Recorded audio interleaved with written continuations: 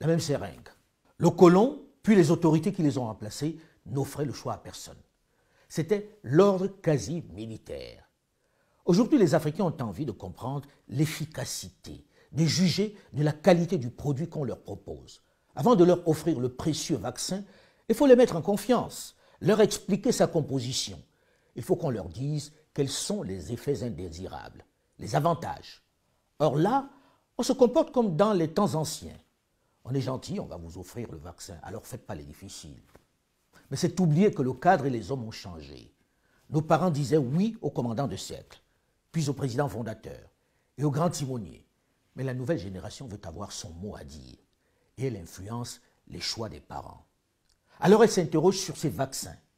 Et c'est le lieu d'évoquer les interrogations qui dominent. Sans revenir sur les incidents et les drames évoqués ça et là dans les médias occidentaux, se pose ici au sud du Sahara, plus que partout ailleurs, la question de son stockage. Les conditions recommandées de stockage et la nécessité d'avoir l'assurance de la qualité des chaînes de froid qui permettrait une bonne conservation des vaccins ont exclu à ce jour les possibilités pour des pays de recevoir des vaccins tels Pfizer ou Moderna. On sait très bien les difficultés qui existent en Afrique avec l'énergie à maintenir ces produits si délicats à la bonne température. L'énergie reste un luxe pour la majorité, notamment dans les zones rurales, dans les pays où même les salles d'opération manquent de l'électricité stable. Comment voulez-vous gérer l'énergie, la conservation de ces produits? Par ailleurs, tous ces vaccins ont une durée de validité particulièrement courte.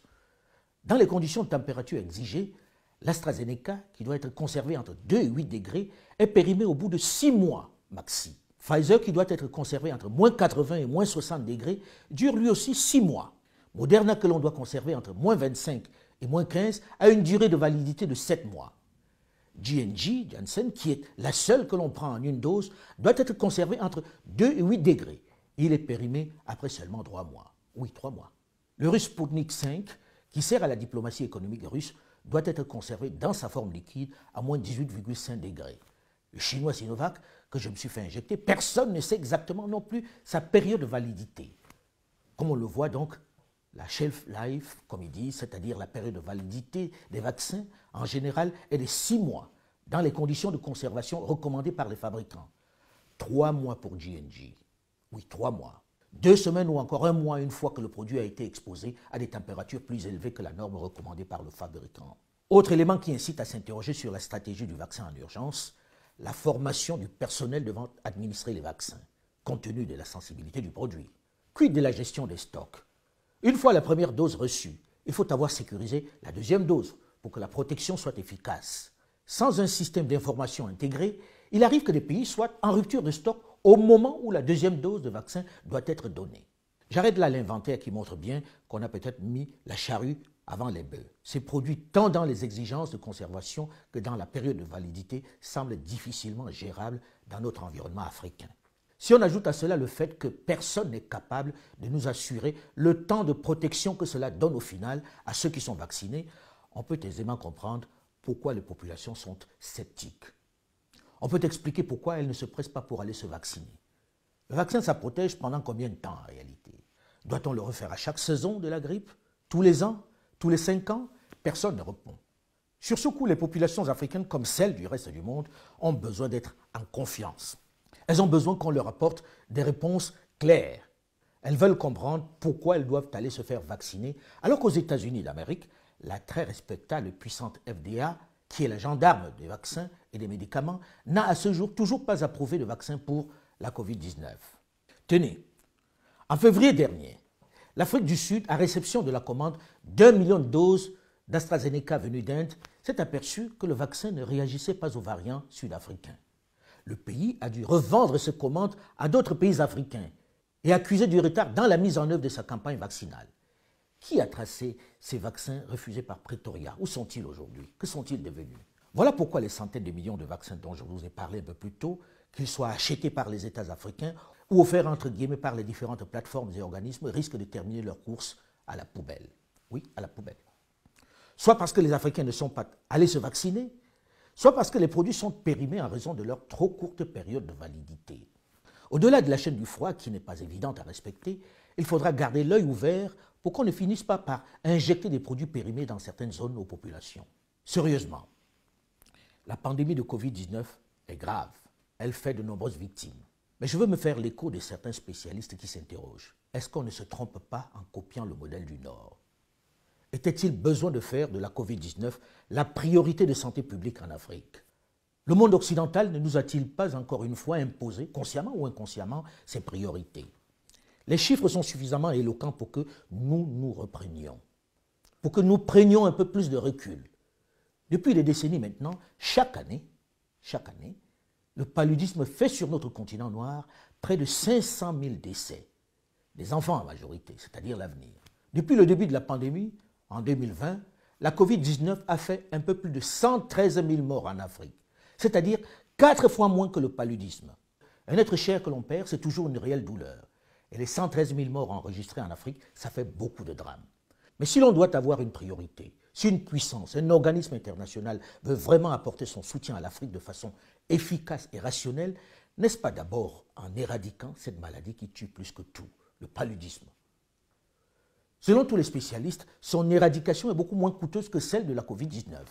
Et lorsqu'on regarde les impressionnants moyens dépensés pour la Covid-19 en un an, on se dit que si la même volonté avait animé les dirigeants du monde, on ne parlerait plus de paludisme qu'au passé. En 2019, le financement total de la lutte contre le paludisme a atteint 3 milliards de dollars des États-Unis d'Amérique, alors que l'objectif mondial était de 5,6 milliards de dollars. Les déficits de financement ont entraîné de graves difficultés d'accès à des outils de lutte contre le paludisme dont l'efficacité est prouvée. Ce montant, vous l'aurez remarqué, est largement inférieur à celui dépensé chaque jour depuis un an pour lutter contre la propagation de la Covid-19. Comme l'expliquent des spécialistes africains du paludisme, avec l'arrivée du coronavirus, de nombreux États africains ont fermé leurs frontières, bouclé des provinces et des villes. Cette action, aussi importante qu'elle soit pour la Covid-19, a retardé ou compromis les livraisons de matériel de prévention, dont les moustiquaires. Dans plusieurs États africains, les campagnes de prévention ont été complètement suspendues. Et ces fermetures ont aussi compliqué l'accès aux soins. Et chacun a noté la ressemblance de certains symptômes des deux maladies, le paludisme et la Covid, la fièvre notamment. D'où l'utilité de tester des patients fiévreux, pas uniquement pour la Covid-19, mais aussi pour le paludisme, comme cela se faisait.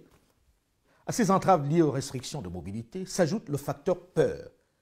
Les personnes en crise de paludisme ont été, et sont encore nombreux, à renoncer à franchir le seuil d'un centre hospitalier par crainte d'être contaminé ou assimilé à un patient Covid. La perte de temps actuelle dans les livraisons des moustiquaires ou dans l'octroi des médicaments de prévention pourrait se révéler très problématique pour une raison de calendrier. Tenez, une vingtaine de pays africains vont entrer bientôt dans un pic saisonnier de malaria. Il faut préciser qu'il y a un pic annuel vers juillet, août, septembre. Il pourrait avoir lieu à peu près en même temps que celui du coronavirus. Donc, si les États maintiennent leur réponse de fermeture des frontières, si la prévention, les distributions n'ont pas lieu d'ici là, on court à la catastrophe. Une catastrophe qui se traduirait par une forte hausse du nombre de morts jusqu'au double, soit 700 000 morts de paludisme cette année, selon le scénario le plus pessimiste, du jamais vu depuis 20 ans. C'est-à-dire presque 7 fois ceux morts directement de la Covid. Ça fait quand même beaucoup de victimes collatérales de la Covid-19, non? Ce n'est pas tout. Non. Une autre grave menace qui fait chaque année des millions de morts sur notre continent et qui est plus facilement éradicable est aggravée par cette priorisation de la Covid-19. La malnutrition et la faim. Avec la pandémie, des millions de personnes n'ont pas pu accéder à une alimentation saine et équilibrée depuis le début de la crise. Les restrictions de déplacement ou les mesures de confinement ont parfois limité l'accès aux denrées alimentaires dans des pays où la population souffre déjà de malnutrition. Le PAM prévoit que 265 millions de personnes seront en situation d'insécurité alimentaire. Près d'1,5 million d'enfants risquent de mourir de la famine cette année en Afrique, selon un bilan dressé par le Fonds des Nations Unies pour l'enfance, l'UNICEF. Ces enfants menacés par la famine sont notamment au Nigeria, en Somalie, au Soudan du Sud. Lundi, le gouvernement du Soudan du Sud a d'ailleurs officiellement déclaré l'état de famine dans plusieurs zones du pays. Et les Nations Unies réclament à la communauté internationale 4,4 milliards de dollars d'ici juillet pour acheminer de l'aide au Nigeria, au Yémen, au Soudan du Sud et en Somalie. Dans ces pays, plus de 20 millions de personnes sont confrontées à la faim ou à la famine. 20 millions.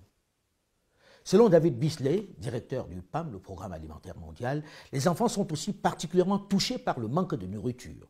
près de 370 millions d'enfants manquent un repas équilibré à l'école à cause des mesures de confinement. Oui. Si nous ne pouvons pas venir en aide aux personnes victimes de la faim, notre analyse montre que 300 000 personnes pourraient mourir de faim chaque jour après une période de 3 mois, a déclaré Bisley. Le rapport sur les crises alimentaires mondiales de 2020 suggère que dans les pays les plus touchés par la faim et la pauvreté, notamment en Afrique et au Moyen-Orient, il y aura plus de victimes de conséquences économiques du Covid-19 que du virus lui-même. Ce n'est pas moi qui le dis, c'est le directeur du Programme alimentaire mondial. Alors à nos dirigeants de revoir leurs priorités, aux grands dirigeants des grandes puissances du monde de nous accompagner, de comprendre que nous redoutons certes la pandémie de la Covid-19, mais qu'elle est beaucoup moins meurtrière chez nous que le paludisme. Ce qui est vrai pour eux ne l'est pas forcément pour nous. Une sagesse populaire devrait un peu plus les inspirer. Vérité en deçà des Pyrénées, erreur au-delà. La diplomatie des vaccins, qui au passage sert à concilier les liens commerciaux, ne doit pas nous détourner de nos urgences. Cet enfant aurait plus de chances de survivre s'il souffrait plutôt de la Covid-19.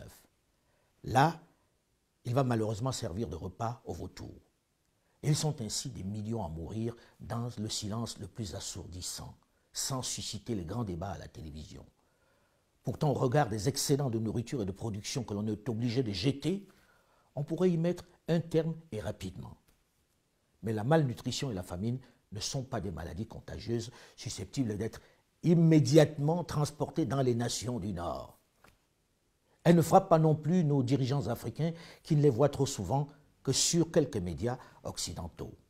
Choisis ta priorité. Nous consacrerons d'ailleurs bientôt une chronique à cette immense tragédie, cette insulte à notre humanité que sont la malnutrition et la famine. Un fléau qui pourrait aisément être éradiqué. Pour ne rien manquer, pensez à vous abonner à cette chaîne YouTube Alain Foka officielle qui, en plus des chroniques sans condescendance mais sans complaisance sur l'actualité internationale, se veut une petite part du narratif africain. Alain Foka officiel, c'est aussi Archives d'Afrique en vidéo. C'est également des documentaires sur notre société, sur nos traditions, sur nos réalités. Des grands entretiens. Mais c'est en même temps de l'humour, avec pour rire. Notre histoire doit cesser d'être racontée du seul point de vue du chasseur. Merci pour votre aimable attention.